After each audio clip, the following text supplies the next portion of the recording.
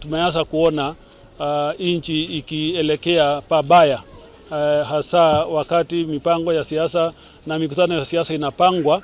Sasa tumeingia culture ambayo hatujaona hapo awali, ya watu wanaitwa goons, ambayo wanakombolewa na wanasiasa wa mirongo tofauti tofauti, na kila mrengo ina goons yake. Na nataka kutahadharisha Wakenya kwamba hawa ambayo tunawazoesha pesa ya fujo na furugu, wakati hata tutakuwa tumemaliza hiyo siasa, watakuwa wamezoea hizo hela na watakuwa wanatoa furugu na watakuwa majambazi ambayo watatoesha amani ya nchi ya Kenya.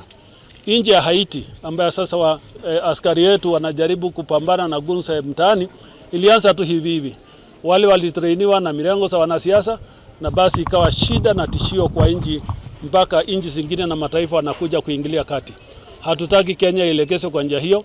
Kwa hivyo tunaomba wanasiasa wa mirengo zote tuache tabia ya kulete hawa goons ambayo wanakuja kufuruga mikutano za wengine. Demokrasia ya Kenya inaashiria kwamba Mkenya yote anaweza kujitokeza kuania kiti chochote ile roho yake inapenda. Na kwa sababu sio yeye anajichagua, kazi yake ni kuuza sera, na akiuza sera wananchi watapima na watachagua kwa hiari yao, si kwa kulazimishwa.